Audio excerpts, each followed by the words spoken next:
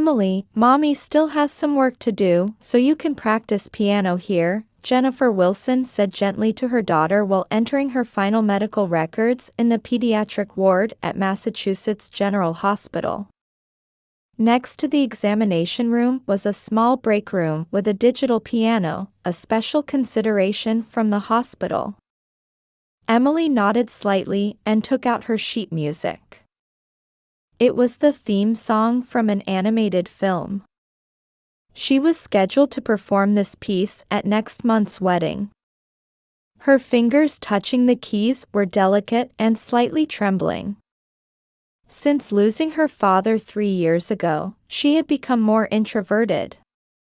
Still, music remained the only place where she could express her emotions honestly. A gentle melody began to fill the room. Jennifer looked away from her screen to watch her daughter from behind. Emily was facing the sheet music with a concentration that seemed beyond her 8 years.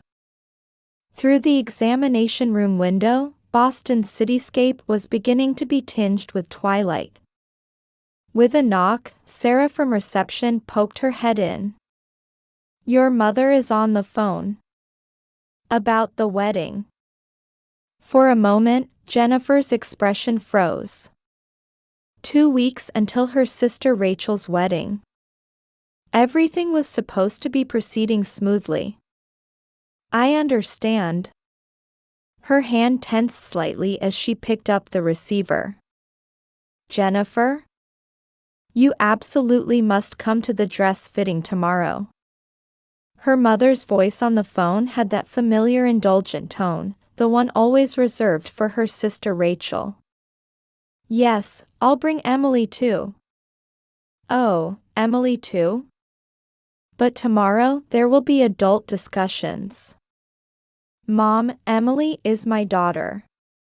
We're coming together." After a brief silence, her mother let out a light sigh. "All right. But don't upset Rachel. This is an important time for her." After hanging up, Jennifer heaved a deep sigh. The piano had stopped. When she turned around, Emily was watching her mother with worried eyes. "It's all right. Tomorrow, let's go look at some beautiful dresses together." Emily slowly nodded at Jennifer's smile. The sky visible from the examination room window was gradually turning indigo. A seagull took flight between the skyscrapers.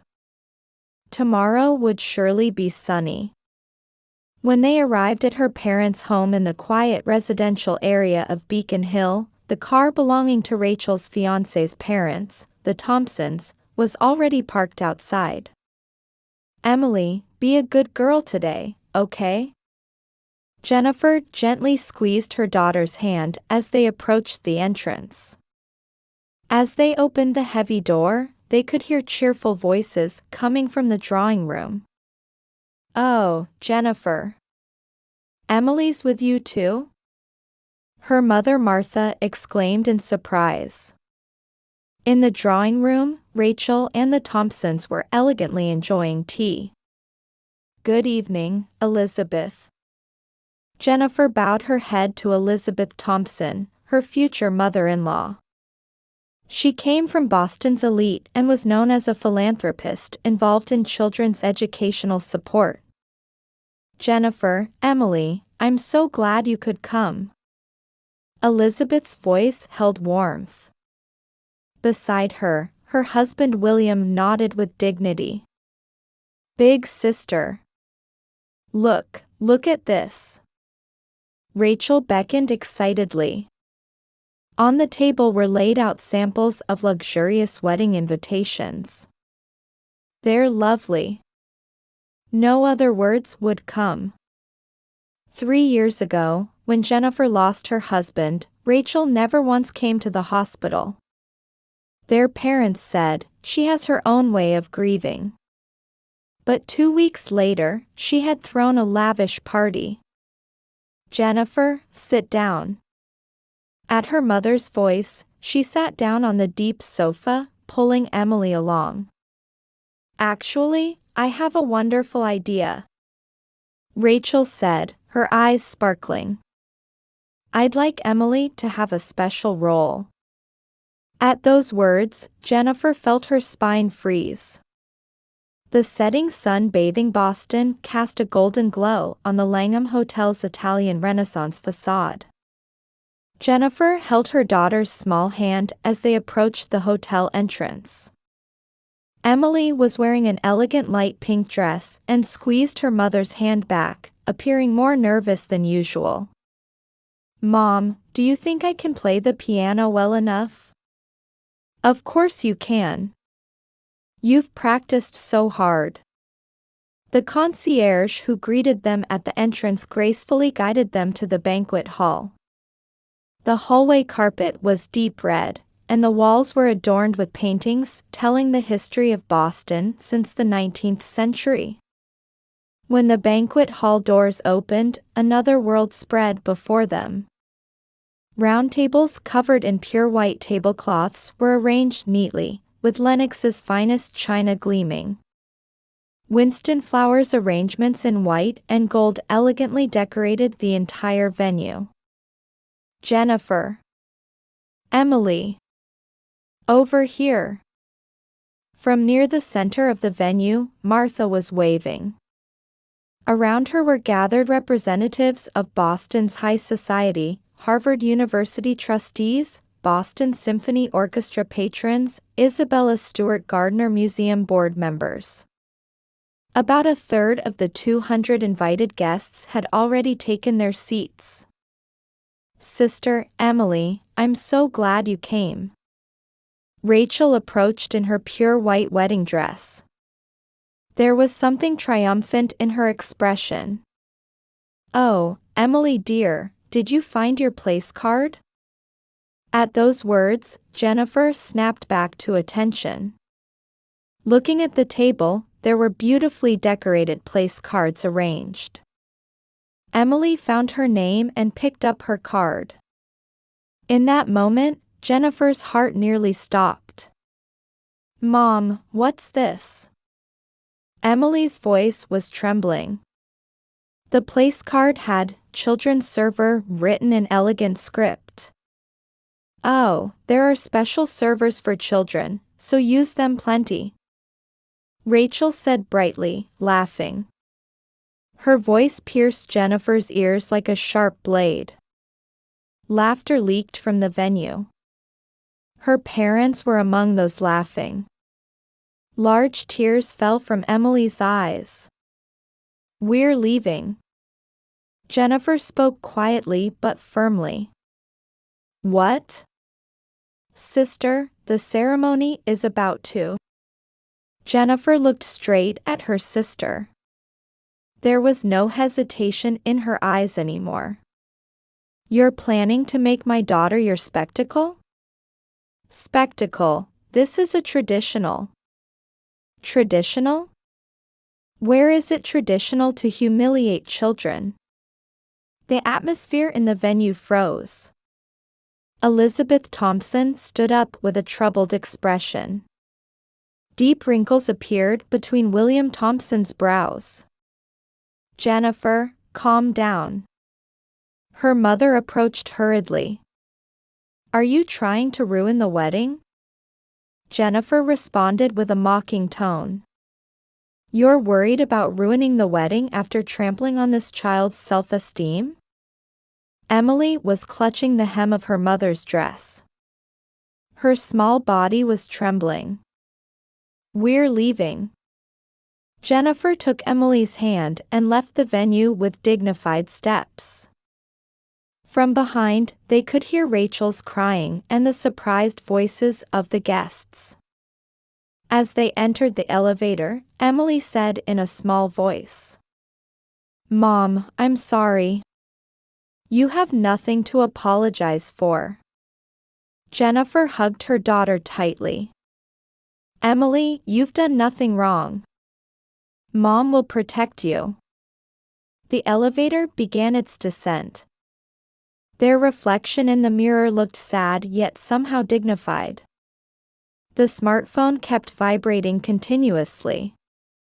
It was calls from Rachel. But Jennifer didn't even check the screen. As they left the Langham's main entrance, the cold autumn wind enveloped them. "Let's get a taxi." Just then, they heard hurried footsteps from behind. "Jennifer. Wait." Turning around, they saw Elizabeth Thompson out of breath from chasing after them. Her dignified expression showed deep sadness and determination. "We need to talk. Let's speak at our house." Elizabeth Thompson's voice held warmth alongside her determination. "I'll have my car take us. I'll let William know as well." Elizabeth had already taken out her smartphone and was giving instructions to her driver. A black Bentley glided up in front of them as if it had been waiting. The Thompson mansion towered in the quiet residential area of Beacon Hill. As the car passed through the gates, the meticulously maintained garden cast deep shadows in the twilight. "Emily, please rest a while." Elizabeth gave instructions to James the butler and had Emily shown to the library next to the drawing room. Tension still remained in the young girl's shoulders. Elizabeth invited Jennifer into the stately drawing room. Above the fireplace hung portraits of generations of Thompsons. "First, I want to offer my sincere apologies," Elizabeth said with a serious expression. "Rachel's actions are absolutely unforgivable. On behalf of the Thompson family." At that moment, hurried footsteps echoed from the entrance. Rachel had rushed over from the venue. Her pure white wedding dress was disheveled, and her perfect makeup was smeared with tears. "Please, come back. Don't ruin the wedding." Elizabeth's voice rang out sharply. "Do you understand what your actions mean? But this is just a traditional." Elizabeth's expression hardened. "The Thompson family tradition is protecting people's dignity. Especially children's." Rachel's face turned pale. I. Just then, William Thompson quietly entered the drawing room. "Rachel, sit down." At his authoritative voice, Rachel sat down in a chair with trembling hands. William looked at Jennifer with a serious expression. "Today's events are a disgrace to the Thompson family. Particularly, the treatment of Emily is absolutely unforgivable. Your courageous action reminded us of something important. Protecting children's dignity is the true tradition." Suddenly, piano music could be heard from the library. Emily was playing the piece she was supposed to perform at the wedding. The melody singing of hope and rebirth quietly echoed through the mansion. New tears fell from Rachel's eyes. This time, they were tears of remorse. "Sister Emily, I'm truly sorry." Rachel knelt and bowed her head deeply. "What I was trying to do. I never even considered a child's feelings." The piano music resonated with deeper emotion. Elizabeth spoke quietly. "Would you give us another chance? We'll reorganize the ceremony from scratch, putting Emily's feelings first. But the guests already. I will take responsibility for explaining to them," William said in a resolute voice. "If necessary, we can even postpone the wedding. What's important is preserving family bonds." Jennifer let out a deep sigh. Piano music was still flowing from the library. Emily's playing had a strange healing power. "I have conditions. Jennifer spoke quietly but with a firm voice. Treat Emily, and all children, with the same dignity as adults. And, Elizabeth gently prompted. I want Rachel to sincerely learn about children's rights. Volunteering at my hospital's child support program for at least 6 months. Rachel raised her face. There was no more hesitation in her eyes. I'll do it. I'll definitely do it. Even longer if there's more. Jennifer continued. Formally request Emily to perform as a pianist.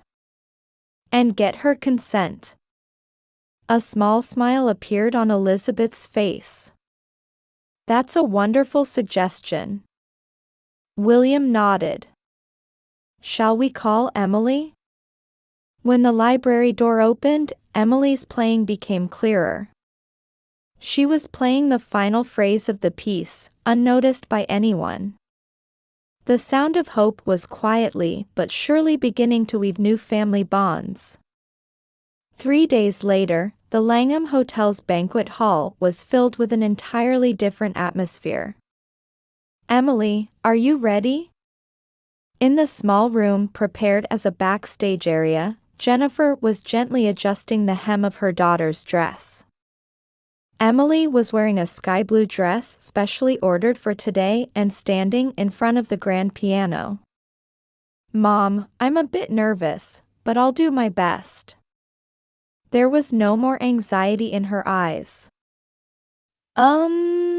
Emily. With a knock, Rachel entered the room.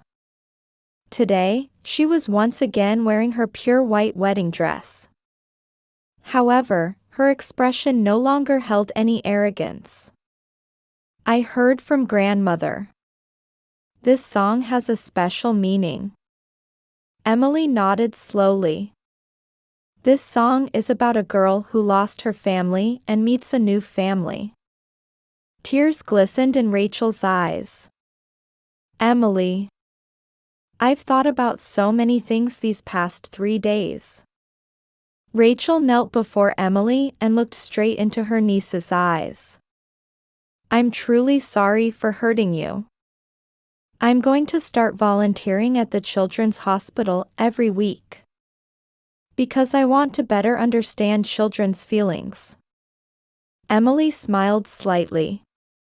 Auntie, will you listen to my performance? Of course. As Rachel was about to stand up, Elizabeth entered the room. It's almost time. William was also behind Elizabeth. Emily, we're very much looking forward to hearing your wonderful performance. William's voice held genuine anticipation. The banquet hall was once again filled with 200 guests. This time with completely different seating arrangements, with children seated at the same tables as adults. The ceremony was to begin with Emily's piano performance. The spotlight fell on Emily as she sat at the grand piano. As the venue fell silent, her fingers touched the keys. A melody singing of memories of lost family, new encounters, and the rebirth of hope enveloped the entire venue. Jennifer watched her daughter's performance from the audience. Her parents sat beside her. Her father George's eyes were unusually moist, and her mother Martha was dabbing at the corners of her eyes with a small handkerchief. Jennifer, I'm sorry. Martha said softly. We spoiled Rachel too much. And we didn't notice your feelings. Mom. But listening to Emily's performance today, I finally understand. Family means understanding each other. Emily's performance was heading toward its climax. Her clear tones cast rays of hope throughout the venue, as if heralding a new dawn. When the last note resonated, the venue was wrapped in a moment of silence. Then, Great applause erupted. Tears glistened in many guests' eyes. Elizabeth smiled proudly, and William nodded quietly. Rachel went up to the stage and took the microphone. "Everyone, thank you so much for coming today." Her voice trembled slightly. "Actually, the other day, I made a terrible mistake. An act that trampled on the feelings of my niece Emily and other children." The venue fell silent. However, guided by family love, I realized something important. Protecting children's dignity is our society's most important duty. Rachel turned to Emily. "Emily, thank you for your wonderful performance. You taught me the true meaning of family." Emily nodded slightly and smiled at Rachel. The ceremony then proceeded in the truly happy atmosphere of a wedding. Food was served, conversation flowed, and smiles abounded. Children and adults alike were equally respected and shared in the celebration. Late that night, Jennifer stood by the window, gazing at Boston's nightscape. Emily was at a table with her grandparents, engaged in pleasant conversation. Rachel approached. "Thank you for correcting me. I'm really starting my volunteer work at the Children's Hospital next week. This time, not just a promise, I truly want to do something for the children." Jennifer looked at her sister. In place of her former arrogance, her eyes now held sincere determination. "Yes, I'll support you." The two gazed at the nightscape in silence. Boston's cityscape sparkled with countless lights, as if radiating hope. On Christmas Eve, snow could be seen falling and accumulating on Boston streets through the large windows of the Thompson mansion. "Emily, that ornament might look better a little more to the right." Elizabeth looked up at the large Christmas tree placed in front of the fireplace, gently speaking to Emily, whom she had come to love like a granddaughter. "Grandma, like this?" Emily carefully adjusted the position of the crystal ornament from atop a step stool. Her expression no longer showed any trace of her former anxiety. "Perfect.